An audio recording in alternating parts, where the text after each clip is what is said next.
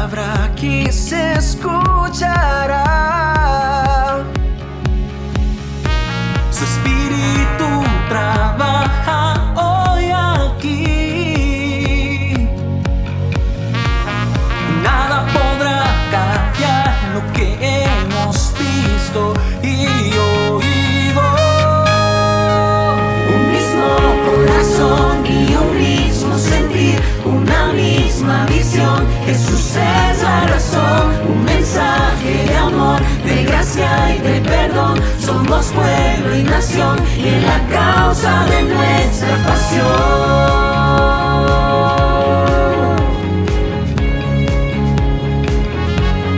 Somos iglesia. Y somos tu familia.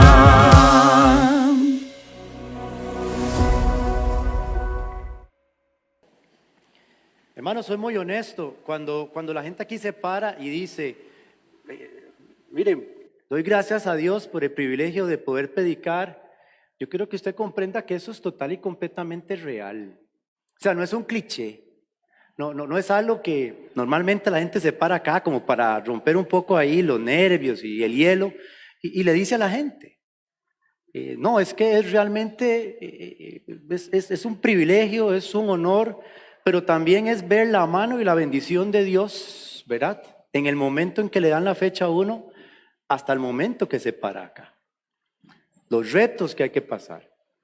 Y cómo Dios va como poderoso gigante trabajando en la vida, no solo del que va a predicar, sino de la familia como tal. Esta semana hemos sido, digo yo, asediados por un resfriado que no es de Dios, digo yo, decía hoy en la mañana. No, esto no puede ser de Dios, hermano, jamás. Ha sido unos días muy complejos y muy duros. Ayer no tenía voz y hoy tenía el reto de dar 2 clases. Y yo decía, bueno, Señor, será como el test, si salgo bien de las 2 clases, ¿verdad? Pero me da mucha pena con la congregación y con usted, Señor, por supuesto. Y con el pastor porque de cierta manera, hermanos, esto no es como un trabajo que se llama a su jefe y le dice, mire qué pena, pero es que estoy enfermo. Voy por un dictamen. No se trata de la obra de Dios.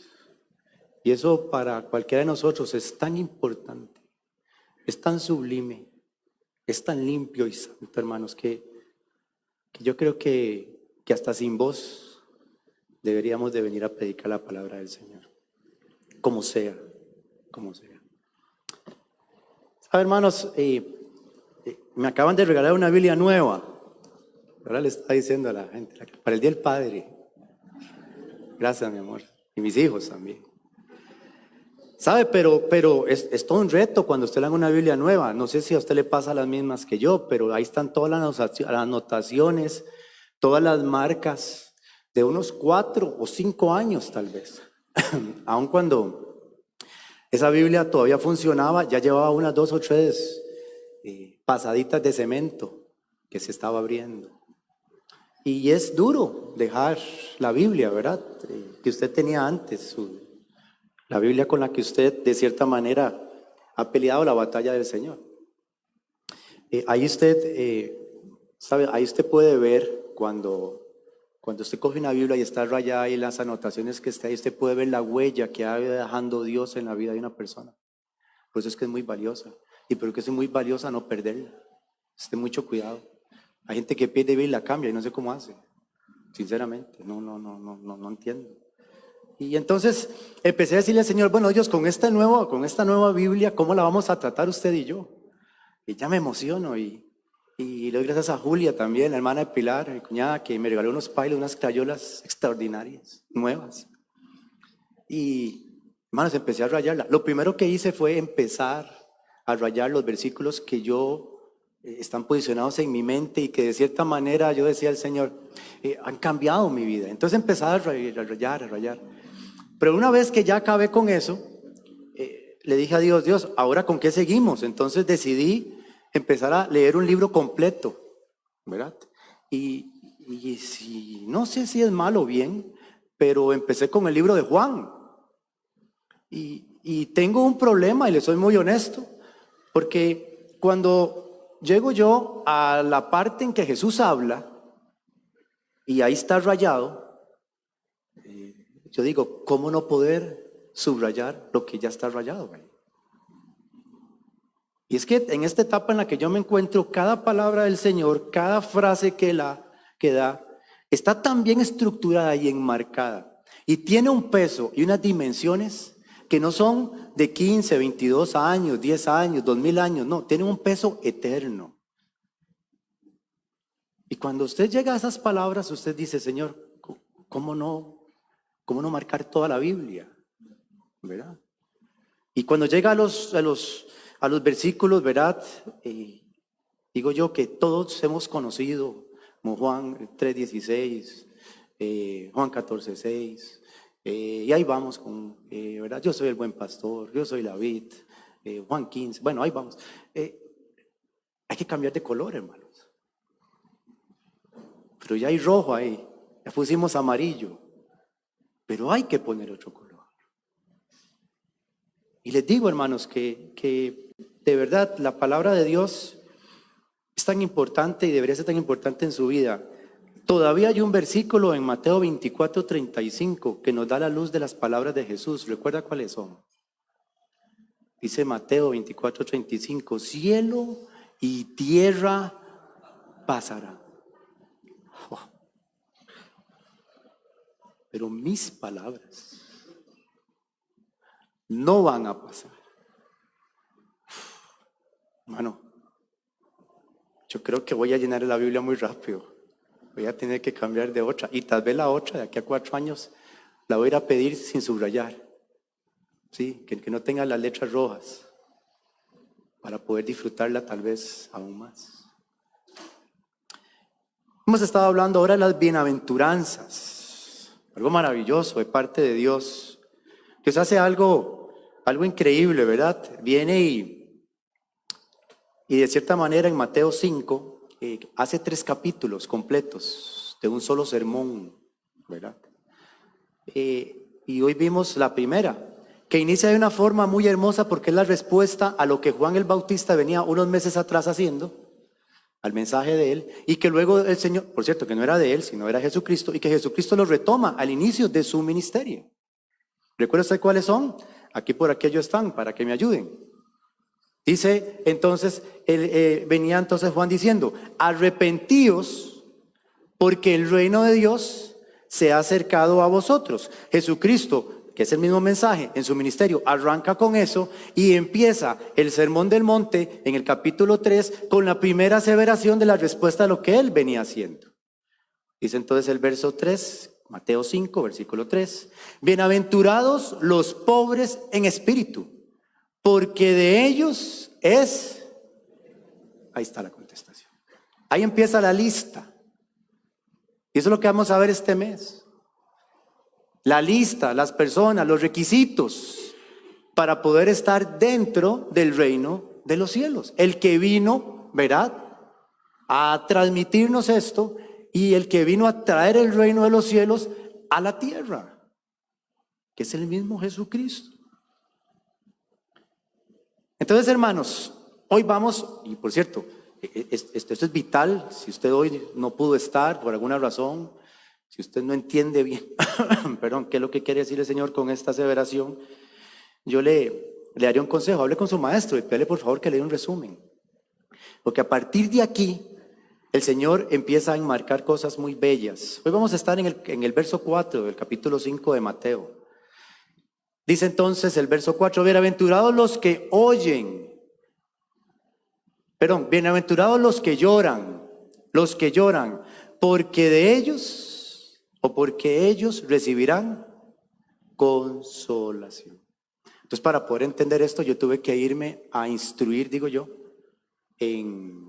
con algunos requerimientos de la ciencia para ver exactamente cuáles son los requisitos o qué es lo que el cuerpo hace para que usted pueda llorar. Porque dice bienaventurado, y bienaventurado lo que significa aquí en la Biblia, lo vimos hoy en la mañana y lo vamos a repetir en todas las ocasiones, significa que usted es bendecido, de que usted es dichoso, de que usted es feliz, pero el Señor dice llorando. Entonces como que haga lo que... Entonces yo, que soy finito y tal vez un poco cuadrado, dije, bueno, voy a empezar a ver la respuesta por medio de la ciencia, a ver si tal vez. Entonces encontré lo siguiente, dice, algunos científicos, buenas revistas importantes de la ciencia, y hice un resumen de los extractos de ellos, dice, el acto físico de liberar una emoción del cuerpo, ya sea positiva o negativa, por medio del llanto, es una expresión, pero natural y compleja de nuestras expresiones emocionales. En palabras sencillas, todos lloramos porque es parte natural de nosotros. Ahora bien, dice, según los estudios científicos, hay dos tipos de emociones que nos generan la producción de las lágrimas: las alegrías fuertes o las tristezas profundas. Para el cerebro las traduce ambas como estados altos de elevación de intensidad. Y por ello activa el sistema nervioso parasimpático, ¿verdad? Con el fin de, y escucha esto, me interesó esto, con el fin de relajar el cuerpo. Es decir, es un estado emocional en el cual usted o cualquier persona entra para relajación de esa actividad que está generando usted por una emoción no controlada tal vez, positiva o negativa. Por ejemplo, positiva. Hay emociones positivas como cuando se les casa un hijo a una persona. O sea, hay damas, inclusive caballeros, o la hija, que la mitad de la boda pasan llorando. Entonces, ¿qué hace el cuerpo? El cuerpo lo que hace es que entonces empieza a generar este tipo de alternativas que tiene, porque la presión arterial empieza a subir y el ritmo cardíaco también. Entonces se protege a sí mismo. Entonces relaja el cuerpo. Pero también están las emociones que definitivamente no son, que son tristes, como la pérdida de un ser querido. Entonces el cuerpo reacciona de esta manera. Pero yo vuelvo y pienso otra vez en el versículo. Digo yo, Señor, pero aquí no me calza esto. Yo no creo, no veo que usted viene dándole vuelta a toda la mentalidad humana con respecto a lo que es natural, y ahora diga que es un tema más que todo emocional lo que usted anda buscando. Y de verdad no es así, hermanos. Hallando un poquito acerca de la palabra del Señor, escribí esto. Sin embargo, Jesús enseña que los que lloran son bienaventurados y por ellos serán consolados. Es una cosa extraña porque todos nosotros pensaríamos que el llanto es un sinónimo de desgracia o tristeza, ¿no es cierto? Por esto no encontraríamos la relación entre la felicidad y el llanto. Pero Jesús voltea todos los conceptos que tenemos en nuestra mente y lo convierte entonces en un llanto espiritual. Dice, ¿existe llanto espiritual? Permítame orar y terminar. Y vamos a llegar a una solución. Bendito Señor Dios, gracias de verdad por la oportunidad que nos das, de verdad, de poder reunirnos en este tu precioso templo, Dios, tu iglesia. Sí, Señor, ni con lluvia, ni con viento, ni nada nos detiene, Dios, y por eso es que, Señor, amamos este lugar. Porque te venimos a buscar de corazón, porque queremos escuchar tu palabra, Señor, porque queremos ser edificados, Señor, con el único fin de poder edificar a otras personas que necesitan tanto de esto. Señor, vamos a ver un tema, Señor, que tú lo pusiste como segunda bienaventuranza y por ende, Señor, creo que es muy importante. Y vamos a tratarlo, Señor, de la mejor manera, Señor, bíblicamente, por supuesto, pero también, Señor, pidiendo la ayuda de tu Espíritu, para que pueda, Señor, empezar a trabajar en las mentes de las personas y corazones y que la semilla que hoy se implante en ese lugar, Señor, tenga muchísimo crecimiento en toda su vida y fruto. Y que puedan con denuedo, Señor, entender cuál es este dolor espiritual que tú, Señor, en cierto momento tuviste también y que nos llevaste, Señor, a la salvación. Por Jesucristo amado, oramos y te pedimos esto. Amén y amén. Bien, hermanos, vamos a dar algunas evidencias. Solo quiero decirle que este definitivamente no es un luto natural sobre los sueños que no se cumplieron o los reveses financieros. Tampoco es un lamento desesperado o remordimiento como el de Judas. Se trata de un dolor más allá. Es un dolor piadoso. Evidencia de este llanto. Vamos a Lucas 18. Lucas 18, vamos a estar en los versos del 10 al 18.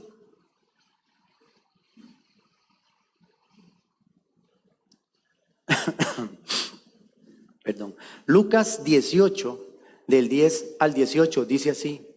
Esta es la famosa parábola del fariseo y el publicano, ¿verdad? Ahorita vamos a ver un poquito de las características de estos dos personajes que son de verdad bien controversiales. Ambos. Dice, bueno, dos hombres subieron al templo a orar. Dice, uno era fariseo y otro era publicano. Interesante que el Señor ponga, ¿verdad?, a estos dos personajes y les ponga sus características y los defina de una vez. Y vamos a definir nosotros de una vez, mejor, para no continuar y luego continuar con la lectura. El fariseo como tal era una persona que era, o nótese, religiosa. Era una persona que conocía la palabra del Señor, o en este caso la ley, que la tomaba la ley, que la interpretaba a sí mismo y que él mismo, ¿verdad?, trataba de predicarla de la manera en que él interpretaba. Entonces muchas veces el Señor les dijo, ustedes lo que hacen es algo que es totalmente erróneo. Y ahorita vamos a ver lo que él hacía, ¿verdad? Que por cierto, algunos también allá afuera, espero que aquí no, también lo hacen.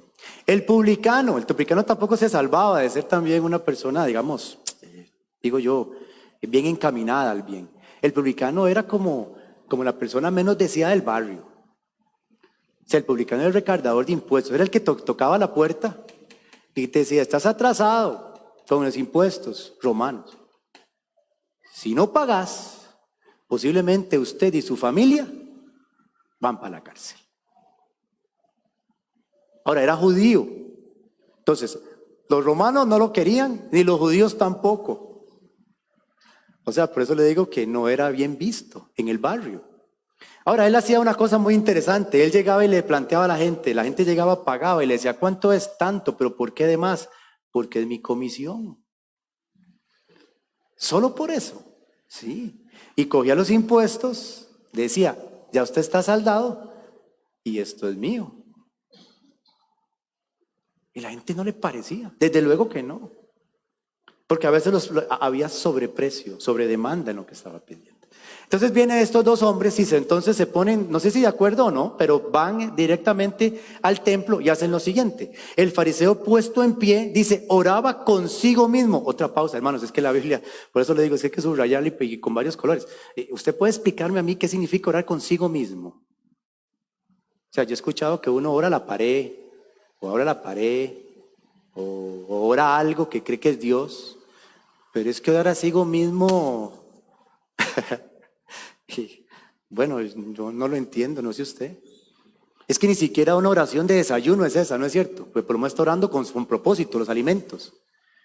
Pero orar a sí mismo denota definitivamente que lo está haciendo delante del público para que la gente simplemente nada más lo vea. Está haciendo una oración en voz alta para que la gente diga, ese es un buen cristiano. Ese es un buen fariseo. Y lo que decía, ¿verdad?, da a sacar un poquito su ego. De hecho, él dice, entonces oraba consigo mismo de esta manera: Dios, te doy gracias porque no soy como los otros hombres, ladrones, injustos, adúlteros, ni aun como este publicano que está a la par, ¿verdad? Ayuno 2 veces a la semana. O sea, está sobre, digo yo, dando la milla extra, digo yo, ¿no? Algunos ayunamos tal vez una vez al mes o una vez al año, tal vez, y por condiciones muy, muy, muy delicadas.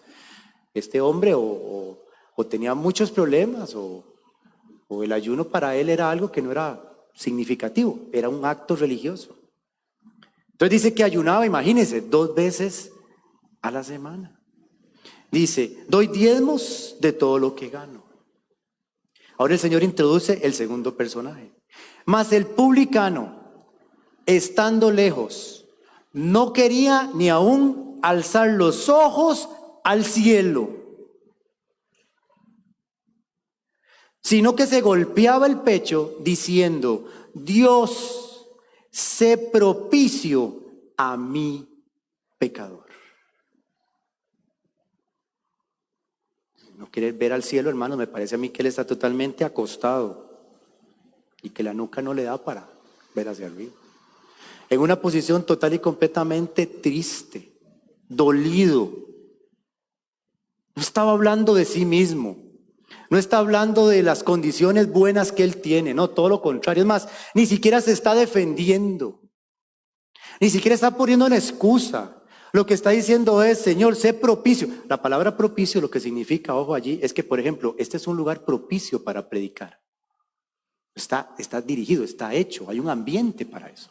Entonces lo que está diciendo él, Señor, yo quiero entrar en el ambiente suyo que es propicio de misericordia y perdón, y por favor, perdóneme. Por favor, perdóneme. Y se golpeaba el pecho diciendo, Señor, perdóneme, porque nada de lo que yo tengo puede pagar la gran deuda que yo tengo con usted. Ese es un dolor, escuche bien, un dolor espiritual. No es un remordimiento, es un arrepentimiento. Es un arrepentimiento genuino de parte de este hombre. ¿Sabe dónde más se hace un ambiente óptimo, o oportuno más bien? En Hebreos 4:16, ¿recuerda qué dice? ¿Recuerda que dice Hebreos 4:16? Voy a leerlo un momentito. No estaba entre mis hojas, pero me acabo de acordar. Dice, acercaos, pues, confiadamente al trono de la gracia, para alcanzar misericordia y hallar gracia para el, ¿qué dice ahí? Oportuno socorro. Es que el lugar oportuno para ir a buscar socorro y gracia es la presencia de Dios únicamente. ¿Y cómo llegamos? ¿Orando a sí mismos? No, hermano. El fariseo tenía la esperanza que él podía justificarse a sí mismo, aferrándose a la esperanza de que Dios tendría misericordia porque él era menos malo que los que estaban afuera. El publicano reconocía que no tenía nada que darle al Señor, que él tenía que recibir la paga completa de su pecado, pero que estaba pidiendo misericordia y perdón.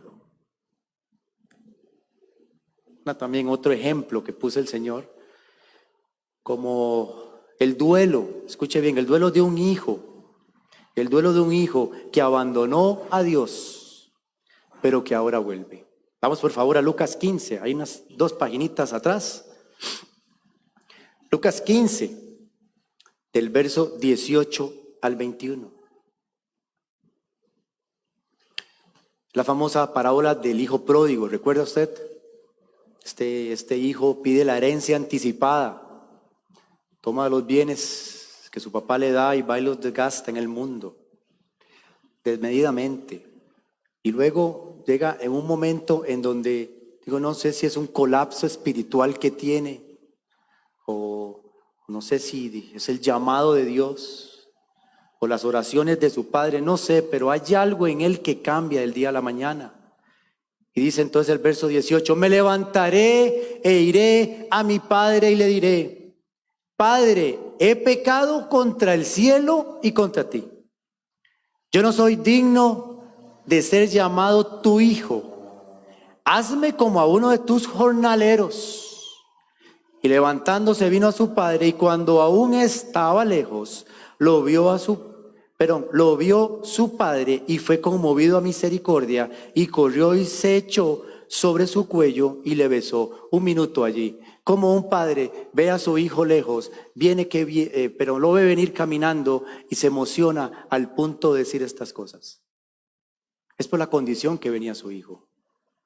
Es que su hijo no venía altaneramente, no venía en su carro, no venía, ¿verdad?, queriendo figurar. Este hombre posiblemente venía totalmente desgarrado sus vestiduras, que era una ritual que se hacía de luto. Posiblemente venía cabizbajo, paso a paso, muy lento, llorando, con tristeza y pensando, no puedo volver a ser lo que antes era, pero sí puedo empezar desde lo más bajo, desde ser jornalero. Le voy a pedir que por favor que mi padre haga eso por mí. porque lo que me correspondía lo malgasté ya. No me corresponde nada. No puedo pedir nada.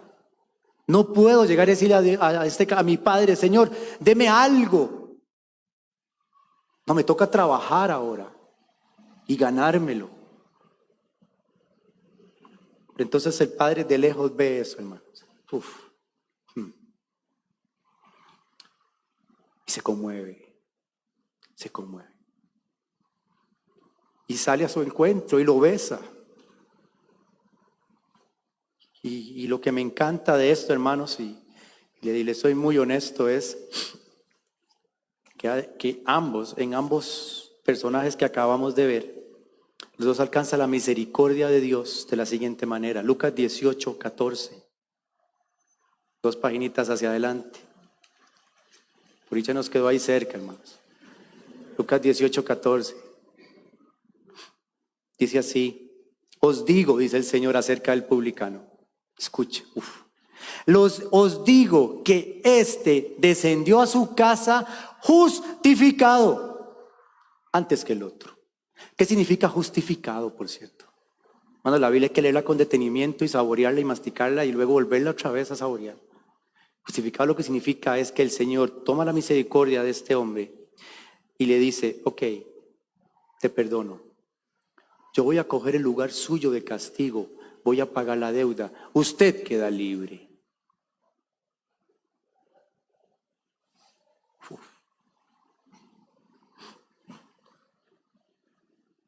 ¿Entiende por qué él no podía pagarle al Señor? Y tampoco ninguno de nosotros. Es que ni con la vida podía pagar lo que debía. Y el Señor lo toma y le dice: justificado estás. Justificado estás. Recibisteis consuelo a tu llanto espiritual. Y 3 paginitas para atrás, Lucas 15, 24. Me encanta, dice, porque el padre le contesta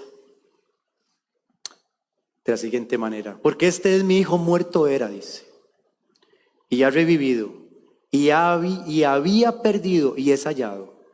Y la frase que me fascina es: y comenzaron a... fue consolado. Una vez más, fue consolado. Existen buenas razones, hermanos, para ser quebrantados. Decía un hombre que sabe mucho de esto, decía que el quebrantamiento, que algunas cosas carecen de valor para el hombre, a menos que las mismas sean quebrantadas. Le voy a hacer un ejemplo: el grano de café. ¿Qué hace usted con los granos de café y echando el agua hirviendo? Y puede quedarse ahí, no sé, 3 días. Que ahí no le destira nada, ¿no es cierto? El trigo como tal, pues agarra un poco de trigo y lo tira al horno y lo pone a 250 y no sale el pan por ningún lado. Ocupa ser triturado, ocupa ser procesado, ocupa ser lo que llama la Biblia quebrantado, para que eso entonces tome forma de pan o de una bebida con olor aromático. Entonces yo puedo decirle a usted que entonces el Señor da evidencia de que el quebrantamiento no está mal. No está mal. Es usado también por nosotros mismos. También puedo decirle que el que alcanza el entendimiento del pecado es consolado. El que llega algún día y dice: ok, vamos a ver, yo estoy pecando, paro aquí, voy a ir con todo donde el Señor, le voy a pedir que por favor me perdone, el Señor me va a justificar, ese haya consuelo. También la persona que de cierta manera sufre y es quebrantada por una consecuencia de su pecado, y la consecuencia de la enfermedad o bien la muerte, ambas, el Señor dice, serán consoladas. Escuche bien, la voluntad de Dios no traerá siempre alegría. Si usted cree que la voluntad de Dios va a traer siempre alegría, no, la Biblia es clara. No todas trae alegría, pero siempre trae doble porción de bendición. Escuche bien, siempre trae doble porción de bendición. Los que lloran Los que lloran espiritualmente recibirán consolación. La consolación verdadera, ¿sabe? Cuando usted hace ese acto, se postra al Señor y le pide a Dios que le perdone y Dios le justifica, ¿sabe cuál es, digo yo, cuál es el check para que usted diga, fui consolado? Es que usted empieza a tener paz interior. Es que le sobreviene una paz que solo proviene de Dios. La consolación final, la consolación del cielo, compensa más que todo el llanto de la tierra. Vamos conmigo a Apocalipsis 21:4. ¿Sabe? Todos esos llantos de sus santos, todo lo que está aconteciendo y lo que va a acontecer hasta la venida del Señor para con sus santos, y después inclusive la venida del Señor, porque va a haber un remanente que va a quedar allí para salvación y gloria de Dios. Dice el Apocalipsis 21:4, y por eso el Señor dice, enjugará Dios toda lágrima de los ojos de ellos, y no habrá muerte, ni habrá más llanto, ni clamor, ni dolor, porque las primeras cosas que dice, es decir, ya no va a suceder más eso. Es decir, ya para este momento usted no va a tener mayor sufrimiento, usted no va a padecer mayor cosa. Es decir, este es el final del sufrimiento por el pecado. No hay un solo suspiro, ¿sabe? Que sube a Dios y que Él no atesore y que dé una respuesta. Terminamos en el Salmo 56:8.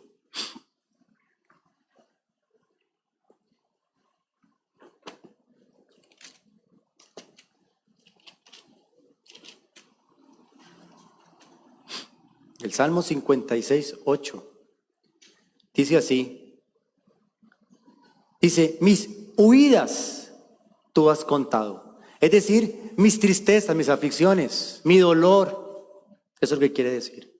Dice, pon mis lágrimas en un redoma.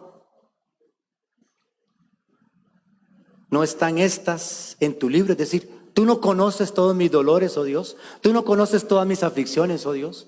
Tú no sabes por lo que he pasado, mi Dios. Por supuesto que las conoce. Y aquí el salmista le está diciendo, y Señor, hágame un favor, ¿por qué no los pone en un redoma? Un redoma, ¿qué es un redoma? Un redoma es una botellita que era hecha en vidrio, ¿sabe?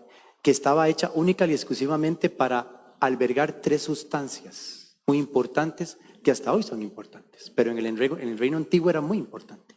Una es el aceite. Tenían la cualidad de poder el aceite y poderla sellar. Eso era muy valioso en ese entonces. También el perfume.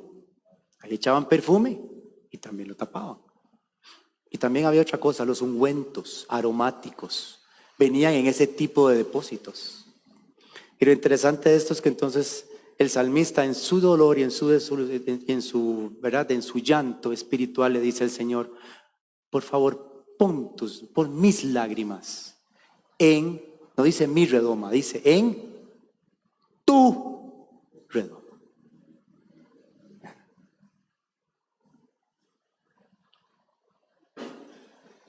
Dios atesora, hermanos, en sus redomas sus lágrimas y las mías aún. Del llanto espiritual, y recuerde que el llanto espiritual son de alta estima para Dios. Y son de alta estima para Dios que en Apocalipsis 21 le pone fin. Se acaba, se termina.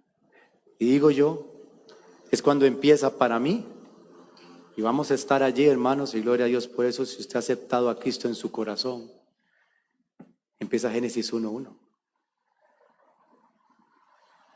El reloj se pone en cero. Oramos, hermanos. Bendito Señor y Rey.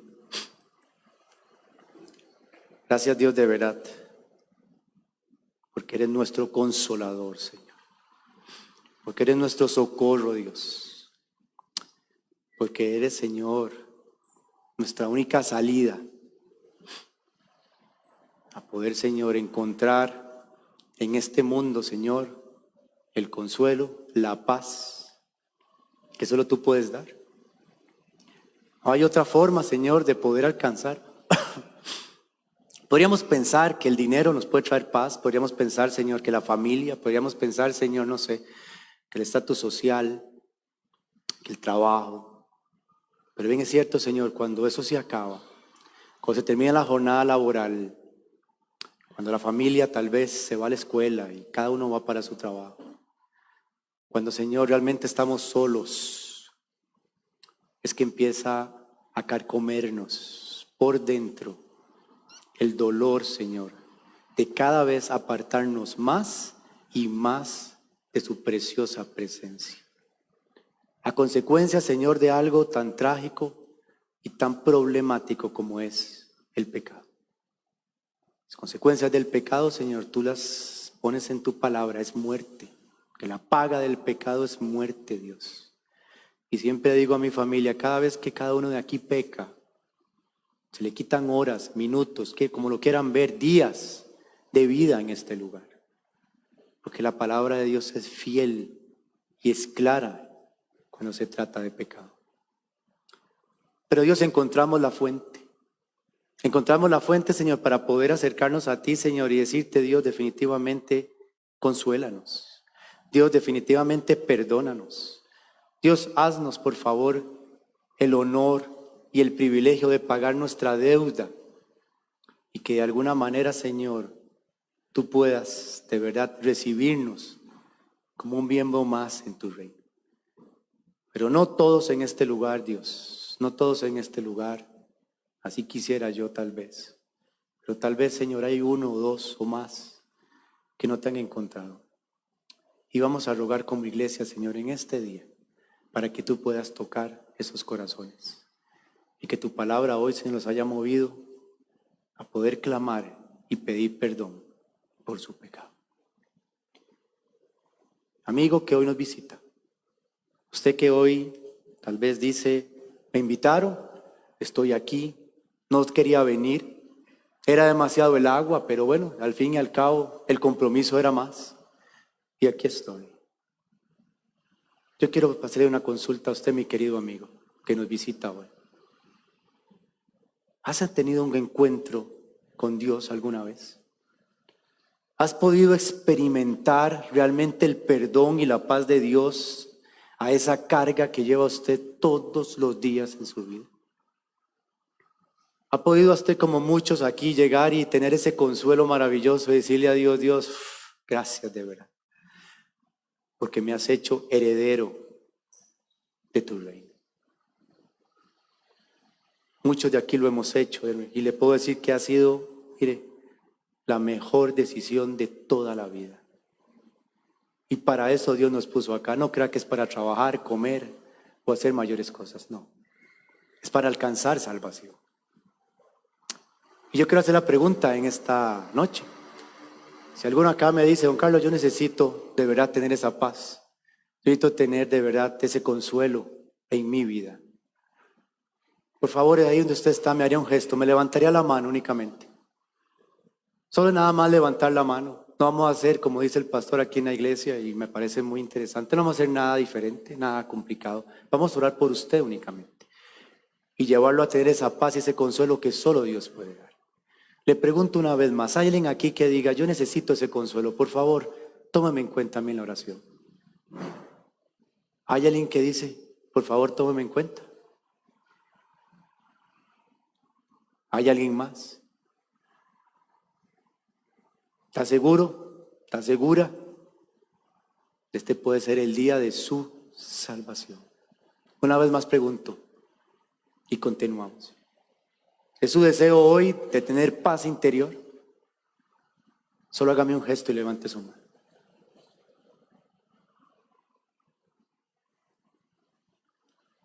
Y bien, vamos a orar entonces.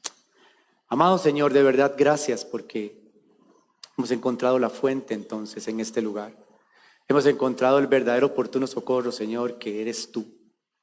Y gracias, Dios, por poner palabras de verdad tan hermosas, Señor, con un significado eterno en nuestras vidas.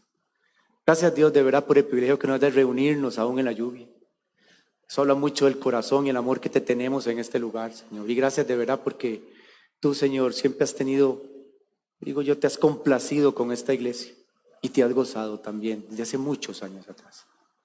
Pido por sus miembros, Dios, para que tú puedas bendecirles, para que lleves consuelo si es que tiene alguna lucha espiritual en este momento alguno de mis hermanos, para que, Señor, tú puedas de verdad tomar, Señor, sus lágrimas y poderlas envasar, Señor, y ponerlas como estima, Señor, delante de tu presencia, Señor, en ese famoso redondo. Y que Dios, de verdad, tú puedas también consolarle de una forma preciosa en esta mañana, en esta noche, perdón. Todo esto, Señor, lo pedimos y lo agradecemos en el nombre de Jesucristo, tu Hijo amado, Señor. Y te damos la honra y gloria en este lugar. Te amamos, Dios, te lo pedimos, te conocemos como el Señor y Salvador de esta iglesia. Jesucristo amado, amén y amén.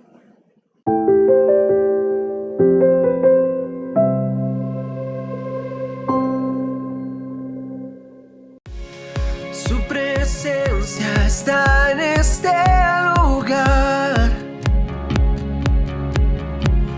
Su palabra aquí se escuchará. Su espíritu trabaja hoy aquí.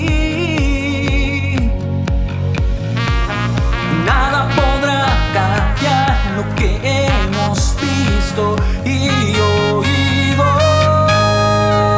Un mismo corazón y un mismo sentir, una misma visión. Jesús es la razón, un mensaje de amor, de gracia y de perdón. Somos pueblo y nación y en la causa de nuestra pasión.